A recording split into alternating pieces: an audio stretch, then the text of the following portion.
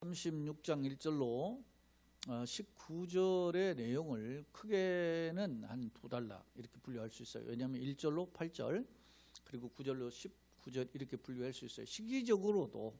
왜냐하면 1절로 8절에는 1절에 근거해 보면 여호야김 제4년이다 그렇게 기록하고 있고, 또 9절에는 여호야김 제5년 9월이라 이렇게 표현하고 있거든요. 그러니까 오늘 본문은 1절로 19절 읽었지만 크게 두 단락으로 분류해 볼 수 있습니다. 그러면 이 말씀이 주어지는 시기적 상황은 어땠습니까? 한 내용을 잠시 언급해 보고자 합니다. 자, 먼저 제가 시대적 배경을 설명하기 전에 서론 부분을 한번 통해서 말씀을 상고해 보고자 합니다. 자, 예레미야 36장은 예레미야가 하나님께 부르심을 받은 시기, 이때가 요시야 13년이에요. 1장 2절이 근거하면 요시야 13년에 부름 받았음을 알 수 있어요. 자, 요시야 왕이 소위 39에 죽었는데 8살에 왕이 되고 31년 했으니까 상당 요시야 왕의 상당 통치 기간도 예레미야 활동했음을 엿볼 수 있어요. 그때로부터 여호야김 4년, 지금 36장 1절에 근거해 보면 4년이잖아요. 하나님까지 선포한 예언을 바룩을 통해서 기록했다. 자, 요시야 왕이 앞서 말한 대로 31년 통치했고, 그리고 그의 아들, 그가 무기투 전쟁에서 죽으니까 그의 아들 여호아하스가 백성들이 옹립해서 왕이 됐는데 석 달 만에 폐위돼요. 왜냐? 애굽의 무기투 전체에서 애굽 왕하고 싸우다가 죽었는데 백성들이 그의 아들을 옹립하니까 그 아들 여호아하스를 폐위시키고 그의 형인 여호야김을 꼭두각시 왕으로 세운 거예요. 근데 석 달 만에 폐위된 그 여호아하스를 이어서 여호야김이 어떻게 됐습니까? 애굽의 꼭두각시 왕이 된 거예요. 그러니까 철저히 여호야김은 본래 여호야김이지만 이게 원래 이름이 엘리야김이에요. 그 이름 바꾼 거거든요. 그러니까 철저히 이 사람은 친애굽 정책을 취한 것을 알 수 있어요. 그런데 당시 선지자 예레미야는 하나님이 준엄한 심판으로 이제 바벨론에 의해서 너희가 하나님이 징계하시겠다 하니까 경고를 계속 한 거예요. 그러면 바벨론은 북쪽이고 애굽은 남쪽인데 친 바벨론의 성향의 메시지가 들려오니까 이 사람들이 엘리야김, 이 여호야김 왕 때 그 말을 듣지 않는 거예요. 예레미야 말을. 그리고 친 애굽에 의한 그 말만 꼭두각시 말만 듣고 있는 거죠. 그런 상황이었음을 엿볼 수 있다는 것입니다. 바로 이런 선포한 예언을, 그러니까 그의 아버지, 지금 여호야김이 아버지가 요시아잖아요. 요시아 때부터 그 자기가 이제 선지자로 부름 받았을 때부터 지금까지 시간을 주님이 하나님 주신 말씀을 전부 다 이제 두루마리 책에 기록한 거예요. 두루마리는 뭐 파피루스 종이 조각을 이렇게 해서 말아가지고 막대기 달아가지고 두루룩 말아가지고 기록한 것기도 하고, 혹은 이제 값싼 두루마리의 경우는 중요한 문서라든 이런 걸 기록할 때는 동물의 이제 가죽을 벗겨서 거기서 이제 거기다 글씨를 써가지고 한 경우도 있어요. 그러니까 이게 어떤 것인지 정확히는 모르지만 어찌 됐든 이런 두루마리에 기록하게끔 한 거예요. 그리고 기록한 다음에 오늘 36장 1절에 보면 여호야김 4년에 하나님께 말씀이 임해가지고 두루마리 기록하라 이렇게 명령했는데, 9절에 보면 여호야김 제5년에 그것을 이제 백성 앞에 낭독하는 그 구체적인 그 선포 행위가 앞서도 있지만 이제 성전에 선포하고, 그리고 또 어디에서 합니까? 이 성전에 이제 서기관들 앞에서 했을 뿐만 아니라 또 왕궁에서도 또 불려가지고 또 선포하고 이렇게 하는 장면이 나오는 걸 볼 수 있어요. 그러니까 이 선포의 과정이, 말씀을 기록하고 선포한 과정이 그냥 단지 그 해만 한 게 아니고 그 해와 그 다음 해에 이어져 있음을 알 수 있어요. 자, 서론 다시 계속해서 선포한 예언을 통해서 기록한 후에 다음 해에 낭독한 사건에 대한 두 부류의 반응을 소개하고 있다. 이 중 본문은 두루마리에 기록하고 낭독하는 과정에 대해서 방백들이 어떤 반응을 하고 있는가, 그들의 방백의 반응은 태도는 과연 무엇일까 한번 우리가 오늘 살펴보고자 하는 것입니다. 자, 역사적인 상황을 제가 좀 더 설명할게요. 이제 세 번째 화면에도 소개하고 있는데 이 역사적인 상황을 좀 더 구체적으로 소개하면, 자, 그 요시야 왕이 무기또 전쟁에서 전사해요. 이 애굽의 바로 느고죠. 느고가 저 시리아가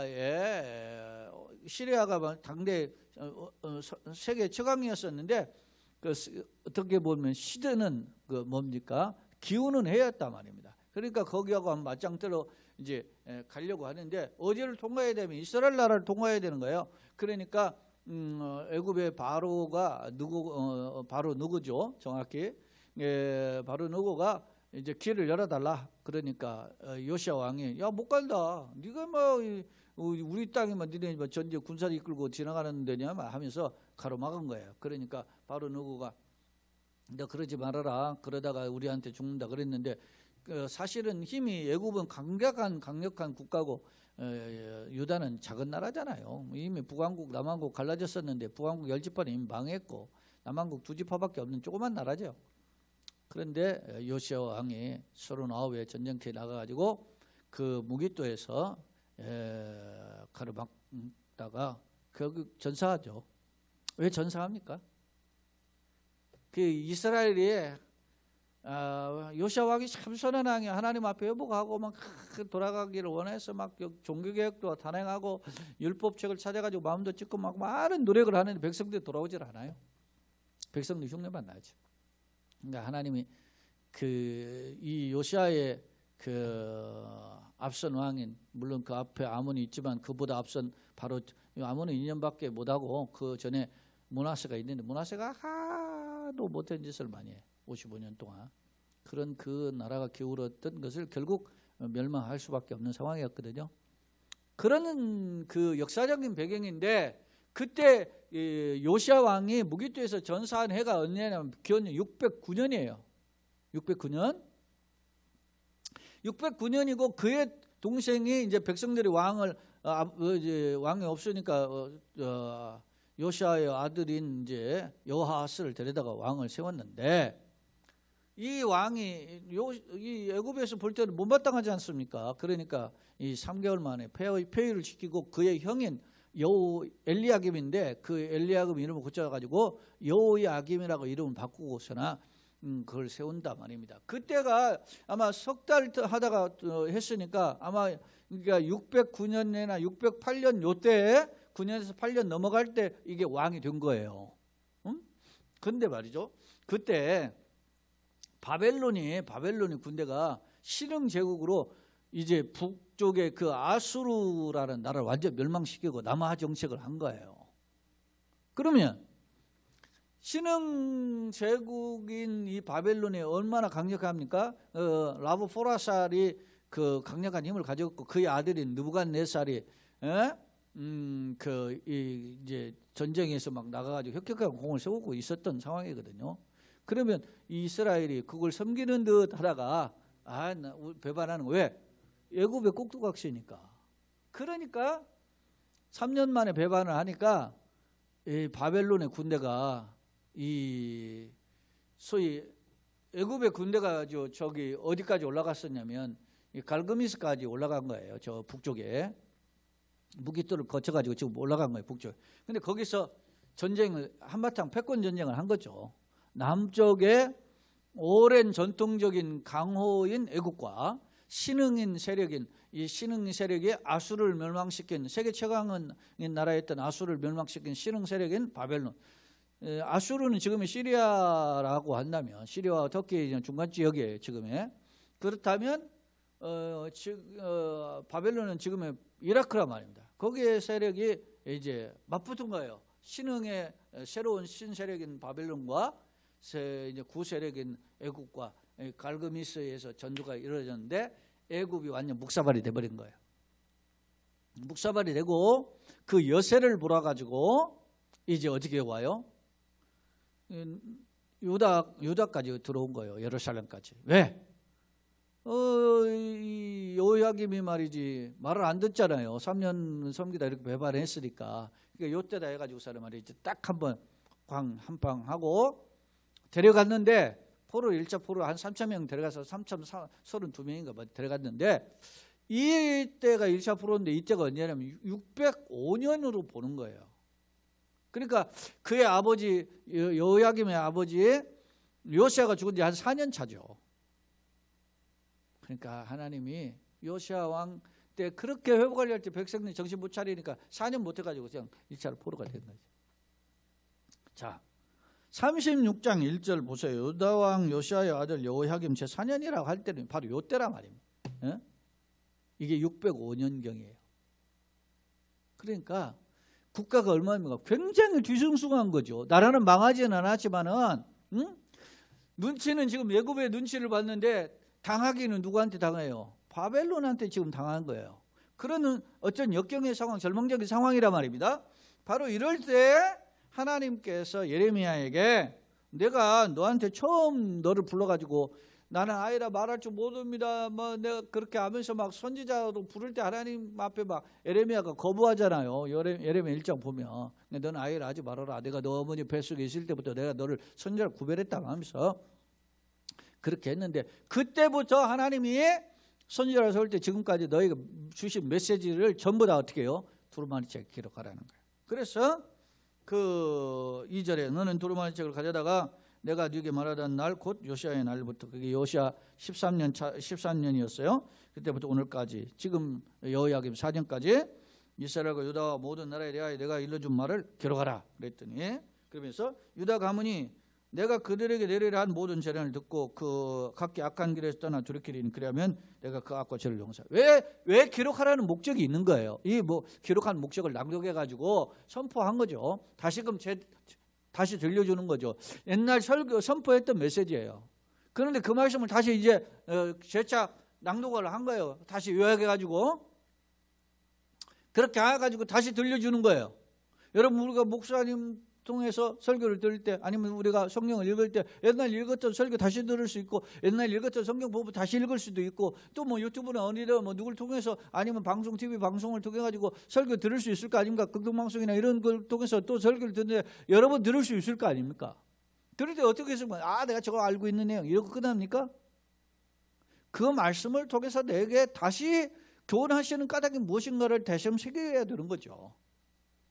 그렇게 기록하라 하니까 이에 4절 예레미야가 네리야를 바둑 자기의 친구면서 자기의 어떤 서기 역할을 했던 비서 역할이죠.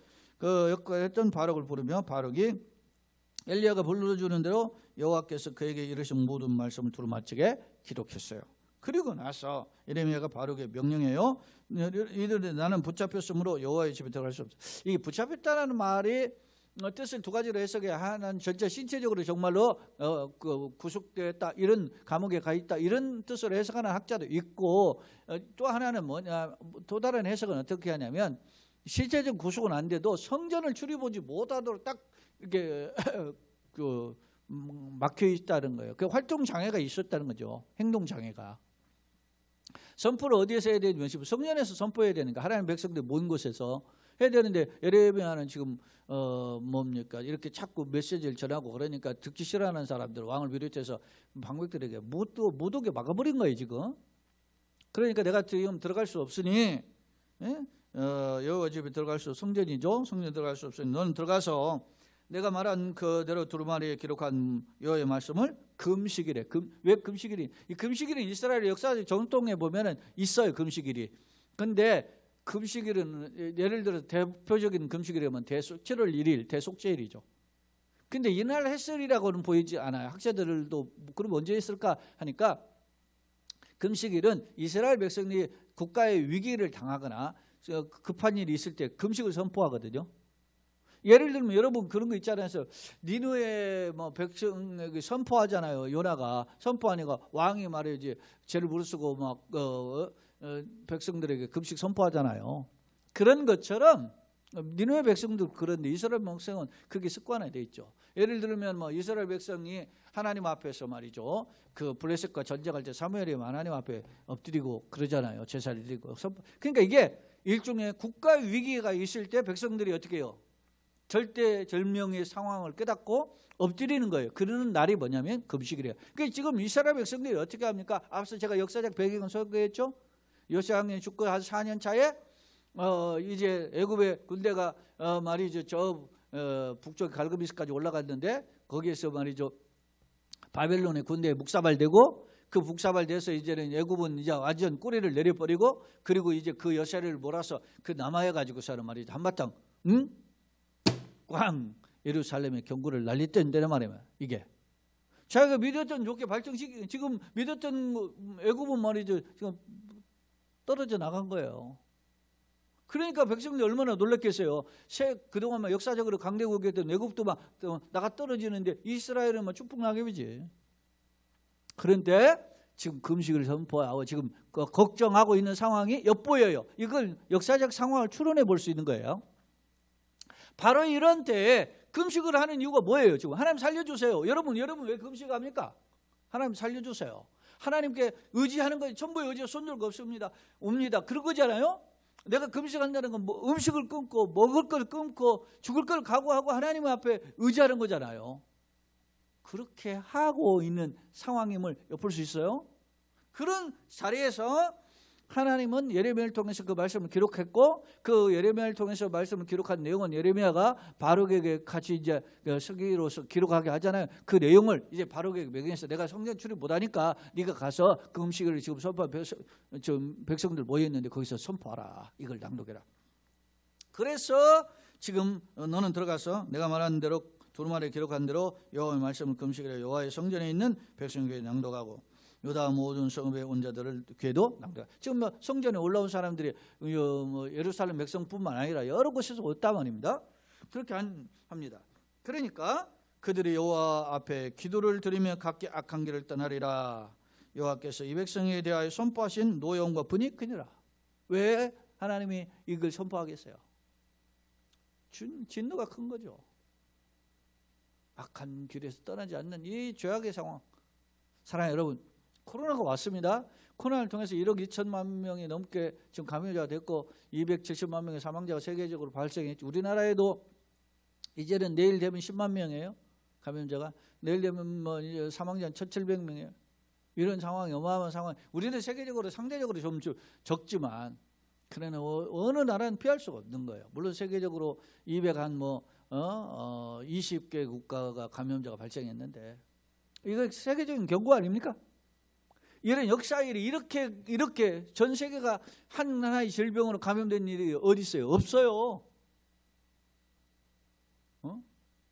세계가 왕래를 많이 하고 뭐 물질 문명이 발달되고 과학이 발달되고 뭐 이렇게 첨단 과학이 이래 가지고서는 세계가 공유하는 소위 말하면 세계가 하나의 촌락과 같다고 해서 소위 글로벌 빌리지라고 하잖아요. 그런 상황에서 사람들이 막 대단한 것처럼 생각했는데 하나님의 한 방에 그렇게 서로 왕래하고 교통하던 그런 세계의 촌락과 같은 곳이 완전히 말이죠. 전염병에 초토화되어 버리고 있잖아요. 이럴 때 우리에게 주신 메시지가 뭘까? 여러분 불신자들에게 주신 메시지겠어요? 신자에 주신 메시지죠. 이스라엘 백성들에게 주신 메시지란 말입니다. 이 본문이. 그럼 우리에게 오늘날로 말하면 뭐예요? 기독교인에게 주신 메시지라는 거죠.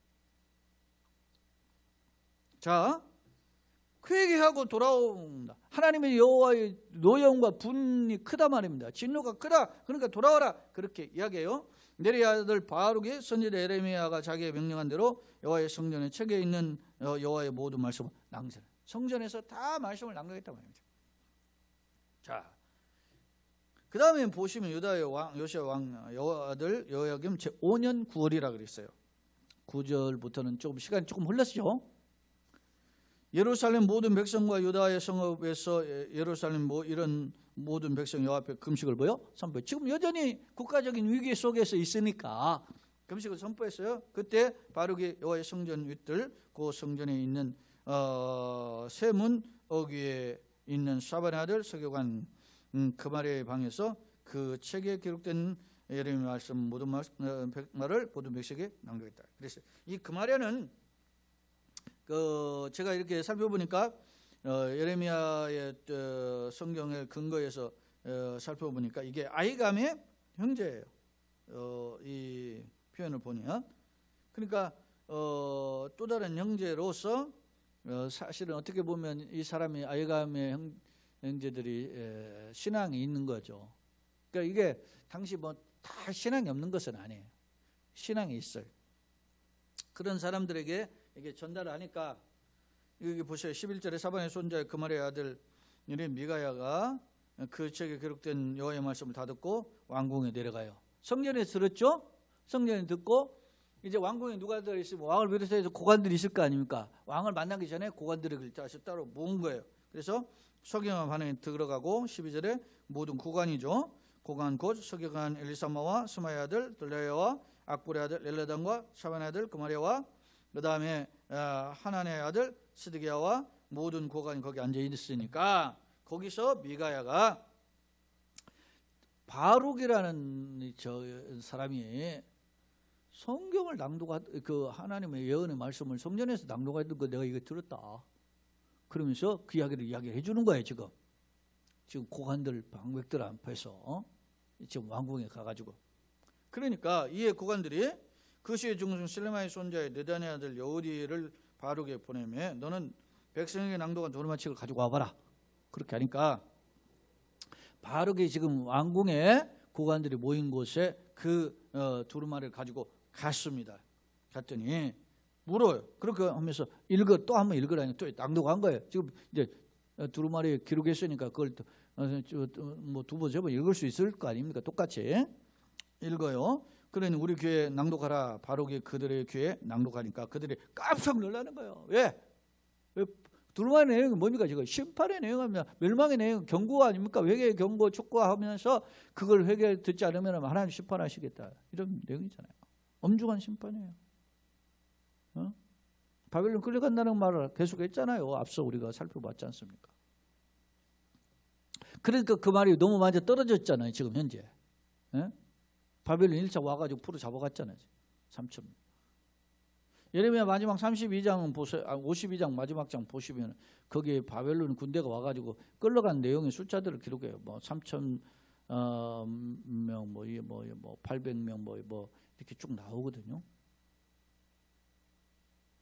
그런 그 상황들이 통해서 이스라엘 백성 고관들이 깜짝 놀라는 거예요. 그래도 이 사람들은 신앙의 양심이 있었던 사람들. 놀라면서 물어봐요. 바룩에게. 도대체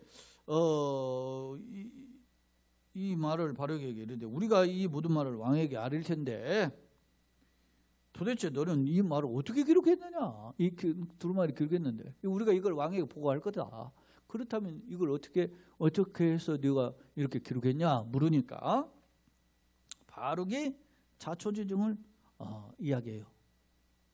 사실은 예레미야가 이 모든 말씀을 나한테 읽어줬다. 그래서 내가 기록한 거다.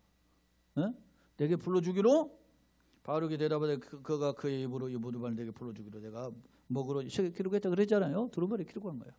그가 누굽니까? 예레미야가 불러준 거죠. 예레미야가. 그러니까 이에 고관들이 바룩에게 이르되 지금 예레미야는 어떻게 해요? 성령 출입을 제어한 상황이잖아요. 어떤 학자는 아예 감옥에 있다 이렇게 이야기하고 어떤 학자는 아마 성전 출입을 한 상황이다. 금지당한 상황이다. 그러니까 예레미야에게 되게 좀 악감정이 있는 거죠. 지금 다른 고관들과 왕이. 그래도 이런 말을 선포했으니까 말이에요. 잡혀가지고 죽을 수 있잖아요. 그러니까 야 얼른 가서 숨어라. 19절에 이에 고관들이 바룩에게 이르되 너는 가서 예레미야와 함께 숨고 너희가 있는 곳을 사람에게 알리지 마라. 그렇게 알리죠. 그러니까 이게 뭐냐면 방백들이 어떤 액션을 취하고 있는가를 볼 수 있어요. 자, 그러면 오늘 우리가 여기서 이제 말씀을 한번 정리해서 추론해 보는 내용들이 종합해서 정리해 볼 수 있어요. 자, 방백들이 깜짝 놀랐죠. 그 말씀을 소위 깨어있는 몇몇 이제 학자들이라든지 믿음의 사람들이 있어요. 여기 제가 이제 일일이 뭐 성경의 이름들을 언급 안 했는데 여기 보면 대표적으로 11절에서 13절 사이에 등장하는 사람들이 있죠. 11절에는 사반의 손자요 그말의 아들인 미가야 이렇게 표현했어요. 자, 그말의 아들 미가야는 왕궁에 내려가서 바룩이 낭독한 그 말을 이 고관들에게 전했는데 이 미가야가 누구냐면 악볼의 아버지예요. 악볼은 아버지는 누구냐? 요시야 왕 때 성전을 청소하다가 율법적으로 발견하고 요시야 왕이 그걸 발견하고 막 왕한테 갖다 드리니까 요시야 왕이 그걸 보고 막 옷을 찢고서는 통곡했잖아요. 그때 성경책을 발견한 사람이 누구냐면 이게 미가야예요. 그러니까 적어도 이 사람은 어떻게 예레미야 시절에 하나님을 경외하는 훈련을 조금이라도 알고 있는 사람이잖아요. 그런 사람이에요. 그 다음에 뒤에 있는 이제 여기에 그마랴는 앞서 이야기했죠. 아이감이 형제로 신실한 신앙의 소유자. 그런데 이들이 이제 이런 내용을 듣고 깜짝 놀라가지고 지금 왕궁에 내려가가지고 선지자 선포한 내용들을 다시금 이제 토론하다가 다시금 재탕으로 바룩을 불러다가 그 말씀을 다시 한번 낭독하는 걸 듣잖아요. 깜짝 놀랐잖아요. 심판의 내용이니까. 그럼 어떻게 하겠어요? 통에 잡아가고 왕한테 찾아가지고 우리 철저히 회개하고 엎드려야 됩니다. 이렇게 했어야 되는 것이 맞죠. 근데 왕이 본래부터 이게 이 여호야김 강파가 참 이게 자식 교육이 참 중요한데 여러분 우리도 자녀가 있고 그렇지만 이게 참 쉽지 않아요. 요시야 왕이 어떤 왕입니까? 훌륭한 왕이에요. 그런데 이 아들들은 다 한결같이 그냥 여호아하스도 그 밑에 이제 백성들 옥렵했다가 삭달만 폐위됐잖아요. 그리고 그의 형이 이제 여호야김 왕이 됐는데 이게 또 이게 그 소위 말하면 세상말 개체반이야. 그리고 그의 아들이 이제 여호야김이 11년 하고 말이 죽임을 당해요. 이게 바벨론 군대가 2차로 쳐들어와가지고 그렇게 하고 계속 머물다가 그의 아들이 왕이 됐거든요. 아들 여호야킨이라고 하는 게 왕이 됐는데 이것도 별로 말 안 듣는단 말입니다. 그러니까 이 석 달 열흘 있는 동안 바벨론 군대가 거기에 머물러요. 이따가 석 달 열흘 만에 때리고 가버려요. 바벨론으로. 그게 바벨론 2차 포로예요. 여호야김. 그리고 그 이제 여호야김은 엄밀히 보면 여호야김의 아들이고 요시아의 손자죠. 그러니까 끌어가고 그리고 또 마지막 왕이 세웠는데 그 왕이 누구냐면 시드기야인데 시드기야가 요시아 왕이 또 막내 아들이에요. 이게. 근데 이것도 11년 통치하다가 결국 망하잖아요. 그러니까 참 아버지 뜻을 쫓아서 신앙생활 안 한 거죠. 안타깝죠. 근데 제가 이야기하지 않습니까? 1차 포로로 갈 때 누가 끌려갔어요? 거기 풀려간 사람들 중에 구원 중에 누가 있어요? 다니엘과 세 친구가 있었고 2차 포로 여호야긴 왕이 끌려갈 때 그 어려운 왕과 끌려갈 때 같이 갔던 사람이 누구냐면 제사장 누구가 있어요? 에스겔이 있었어요. 이런 사람들이 있었어요. 그러니까 참 나라가 다 참 진을 타온 것 같은 그런 절망의 상황인데 그래도 희망을 가진 믿음의 사람들이 있었음을 우리는 엿볼 수 있는데 여기에서도 이 왕 방백들이 저는 조금 아쉬워요. 좀 긍정적인 부분도 있지만 아쉬움이 있는 거예요. 왕에게 진언은 하지만은 그들이 가서 이제 왕에게 아뢰요. 왕에게 아뢰오니까 여러분 우리가 읽진 않았지만은 36장 22절을 보니까 그때 아홉째 달이라 왕이 겨울궁에 앉았으니 그 앞에 불을 피우는 화로가 있더라. 그러니까 그 화로 앞에 그 두루마리 책 낭독한 그를 왕 앞에 들겨주니까 왕이 그걸 듣고 다 칼로 난도질을 하고 말이지 그걸 두루마리를 말이지 화롯불 앞에 던져버려. 그 겨울이니까 그때 망할 놈이죠. 망할 놈. 오늘날 말하면 하나님 말씀 들으는데 안 듣고 막 성경책 막 불태워버리는 건 똑같은 거지. 왕은 이런 놈이야. 그러니까 그래도 그 백성이 그렇게 하려면 옆에서 좀 깨어있는 사람 필요했는데 오늘 이 본문에서 살펴볼 수 있는 방법들은 그렇지 못했다. 자, 한번 말씀을 이제 또 정리해 보겠습니다. 두 번째 화면 한번 말씀을 한번 절절을 간략하게 요약해 볼게요. 자, 1절로 3절 하나님은 예레미야에게 그동안 선포한 예언을 바룩을 통해서 기록하라고 명하셨어요. 우리가 이렇게 살펴봤죠. 그게 요시야 왕 13년부터 현재 여호야김 4년 차까지. 그렇습니다. 그 다음에 이제 두 번째 이제 4절 6절은 예레미야가 바룩에게 자신이 대신해서 두루마리의 말씀을 기록하고 그 기록한 내용을 성전에 가서 자신을 대신해 성전에 사람 보이는 곳에서 낭독하라 그렇게 하지 않습니까? 근데 그때 당시에 사람들이 금식일 국가적 위기 상황이니까 금식일 선포해서 백성들 많이 모였단 말이에요. 그걸 선포해요 바룩이. 7절 8절에 보면 예루의 명령을 따라 성전에서 말씀을 낭독하고 백성 회개를 촉구했죠. 문제는 이러한 말씀을 제 5년 차에도 낭독한단 말입니다. 그 다음 해에도. 그러니까 그 해에도 낭독하고 그 다음 해에도 낭독한 거예요.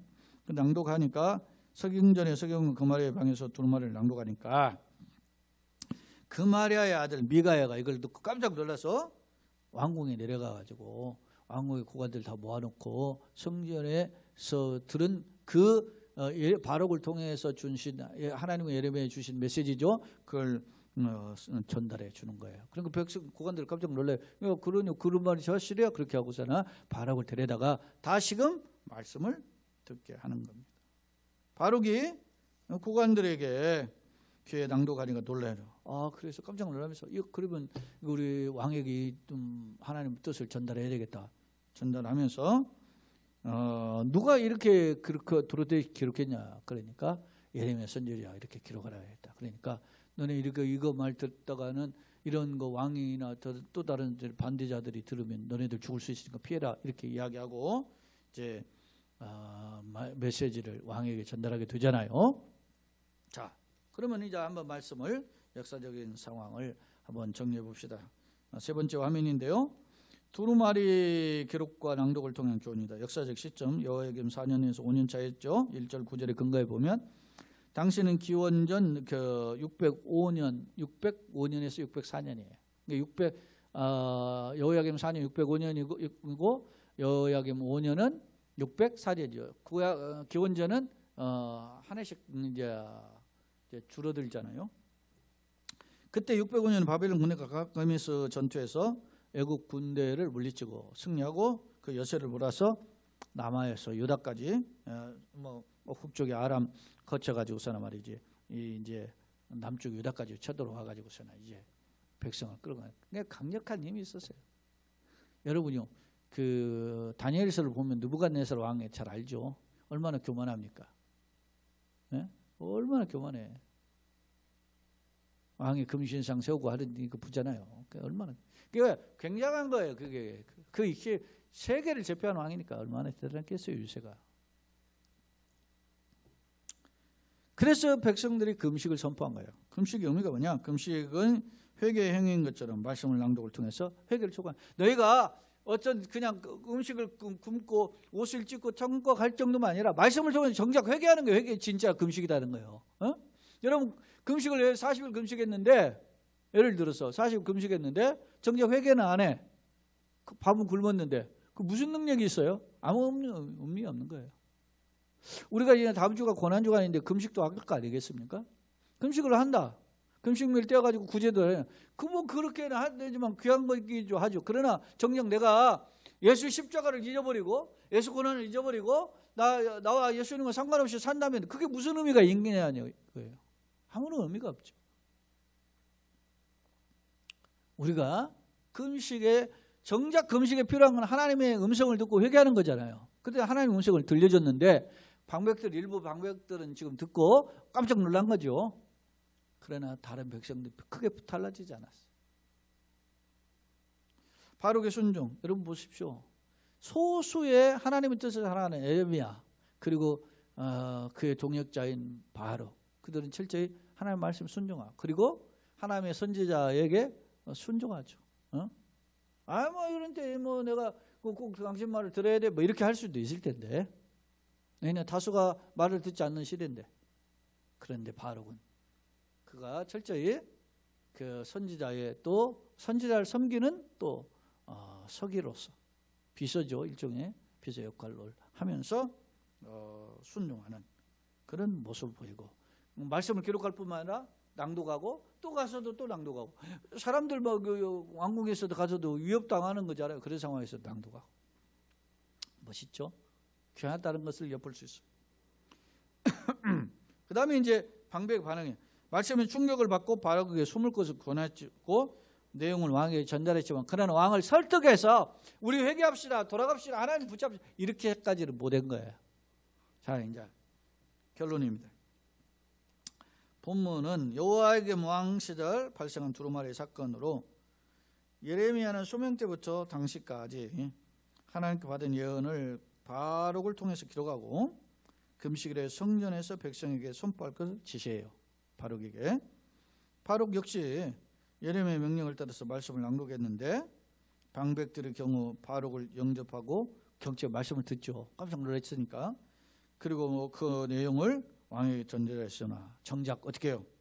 변화된 결단의 모습은 부족했어요. 그래가지고 자기도 뭐 찍고 그냥 변화돼 예레미야처럼 살아야 될 거 아닙니까? 바룩처럼 이거 변화돼. 근데 왜 이 고관들이 오늘날 말하면 힘 있는 사람이 장관들이고 오늘날 말하면 국회의원들과 같이 뭐 힘 있는 사람들이에요. 근데 힘 있는 놈들이 오늘날 우리 보면은 왜 이렇게 대통령이 인기 없이 막 인기도가 막 추풍나게 떨어집니까? 왜? 그 밑에서 해먹은 놈들 때문에 그런 거 아니겠어요? 대통령이 뭐 적폐청산 막 그랬는데 정작 자기 밑에 있는 사람은 깨끗하지 못하잖아요. 뭐 거기에 보면 국회의원도 있고 뭐 그 정부 관리들뿐만 아니라 LH 뭐 직원들뿐만 아니라 뭐 시의원 뭐 다 걸려 있잖아요. 조금 터럭만큼 무슨 뭐 권력 있으면 뭐 거기서 한 자리 해먹거나 다 했고 지네 가족이나 누구 해가지고 사람 빚을 얻어가지고 사람 심지어는 막 80 넘은 80인가 되는 양반도 막 농사 짓는다고 거기다 올려놓고 막 그랬다잖아요. 그러고서는 땅 샀고. 예? 깨끗한 놈이 없는 거예요. 이게 무슨 뭐 진보나 보수나 할 거 없이 막 다 돈 앞에는 막 다 썩어 있는 거야. 우리 오늘 본문의 말씀 예레미야의 시대에 주어진 말씀이나 별 도끼 객끼이잖아요. 그러면 이 방백들이 정리해낸 청산했냐 한번 보여야죠. 여러분 자 한번 보십시다. 이 말씀이 주어졌을 때 지금 우리 현실을 적용해 봐요. 그럼 불신자들은 예수 없는 사람들이니까 하늘에 소망이 없으니까 이 땅의 것만 바라보고 사는 놈들이니까 그렇다 치고 우리는 하나님 나라를 바라보는 성도의 입장에서 기독교인으로서 예를 들어서 뭐 국회의원도 있고 기독교인으로서 뭐 장관도 있고 기독교인으로서 뭐 어떻게 그 정부 직원 LH 공사 직원들 수 있을 거 아니에요. 그러면 LH 공사 직원들에서 뭐 땅 투기해가지고서 해먹은 놈들 중에 교회 다니는 놈 없어? 그러면 할렐루야 감사할 일이지. 안타까운 것은 우리가 이 현실에서 자유하지 못한단 말이에요. 누가? 방백들이. 자, 왜냐하면 세상 왕의 권력과 힘에 대한 두려움 때문이었다. 나는 그러면 어떤 기준으로 이 땅을 살아가는 거야? 보이는 세상 기준인가? 돈, 권력, 쾌락? 보이지 않는 하나님 말씀입니까? 살아계시는 하나님 보이지 않는 살아계시는 하나님. 우리가 지금 영상으로 이렇게 예배 드리고 있지만 여러분요 수예배 새벽 예배 지금 오픈했는데 안 올라오시고 수예배 지금 답답하잖아요 지금. 내 노인 양반들은 내가 못 오시게 했어요. 그렇기는 하지만 젊은 사람들은 가까운 분이라든 이런 분 와야지. 안타까워. 여러분 우리가 정신을 차려야 돼요. 보이는 세상인가 보이지 않는 하나님 말씀인가 돌아보면서 나는 어떤 기준으로 사는가 한번 돌아봐요. 제가 야고보서 4장 17절 말씀인데 15절로 17절 한번 여러분 개인적으로 읽어보세요. 네? 거기에 17절 말씀에 선을 행하는 줄 알고도 행치 않는 것이 죄다 그랬어요. 사람이 말이죠 돈 되는 일을 다 쫓아가 그러지 말아라. 오늘 일 있어 뭐 이득을 보리라 하면서 뭐 쫓아다니는 거 세상을. 그러나 우리는 그러지 말아라. 선을 행하고도 행치 않는 것이 죄라니까요. 선을 안 행하고 그냥 가만히 있는 것은 중간이 아니라 죄라는 거야. 오늘 함부로 이거 누가 장담할 수 있어요? 목사의 강단에 있는 저 장담할 수 있습니까? 나는 먼저 잘한다. 우리는 약한 존재. 함부로 장담할 수 없는 인생길에 이 거센 이 세파의 도전에 우리에게 믿음을 더해 주시고 분별하는 지혜를 주시고 감당할 힘을 주세요. 기도하시고 주님의 손에 붙들려서 승리하는 우리의 인생 걸음이 되게 하시고 우리 교회의 가정 되게 하시고 이 땅의 그리스도인들 될 수 있기를 간절히 예수님의 이름으로 축원합니다. 우리 모두가 나는 약하지만 주님의 손에 붙들릴 수 있도록 주 도와주옵소서. 주님 붙잡고 다시 한번 주님 바라보고 주의 의지하시고 주의 손에 붙들림으로 승리하는 걸음 되기를 예수님의 이름으로 축원합니다. 아멘.